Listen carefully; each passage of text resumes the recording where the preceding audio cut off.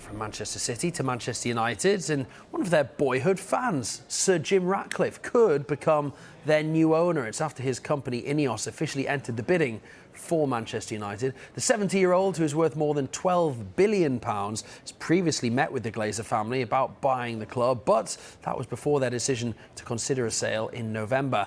Football finance expert Kieran Maguire explains what a takeover might mean for the football club. He would certainly be the emotional choice of Manchester United fans. We've not seen any change in the share price of Manchester United since the announcement came from Ineos. But I think Manchester United fans will be hoping that this is a further indication of a complete sale of the club by the Glazer family. He's been very successful as far as cycling is concerned. He's got interests in French football, and he's willing to invest in those individual companies and entities in order to push them along to make them more competitive. So Jim Ratcliffe has invested in football in Nice in France, so therefore he knows the vagaries of working with talents and also the unique challenges that running a football club brings, because you're not just looking for a financial return, it's much more of an emotional return in respect of the views of fans and often owners as well. From a romantic point of view, Sir Jim ticks a lot of boxes in the sense that he's historically stood on the terraces at Old Trafford.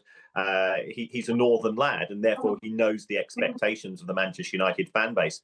At the same time, all bidders should be scrutinised to make sure that A, they have the resources, and B, they understand the unique culture at Manchester United and the expectations of fans, not just to deliver in terms of perhaps a better stadium and investment on the pitch, but also to stay true to the ethos of Manchester United and the principles which were first established under the Busby Babes. So it seems Sir Jim Ratcliffe would have the means to not only take over the club, but potentially improve it as well, although Sky News business presenter Ian King says there are still question marks over whether or not the Glazers will actually ultimately decide to sell the club. The Glazers, yes, I think will certainly be motivated by money. We don't know still at this point whether they're actually marketing the entire company and club for sale, or whether they're still looking to take it, get in outside investment. The statement that they put out in November was that they were considering looking for outside investors. So it's far from certain that the entire business is actually up for sale. But that's clearly what Jim Ratcliffe is seeking. We know that he's met Joel Glazer in the past, and famously on that occasion said he came away with the impression that they're not necessarily looking to sell. So, as I say, there's a lot of uncertainty there, but I suspect the Glazers would be tempted if the right price came along. Don't forget, they paid something like £790 million in total for Manchester United. Well, the stock market valuation last night, they're listed in the US, is $3.75 billion US.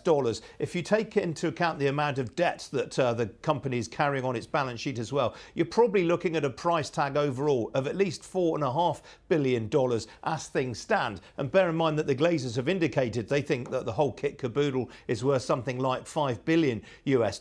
I think that's a sort of number that any buyer is going to have to come up with. So a lot of question marks still.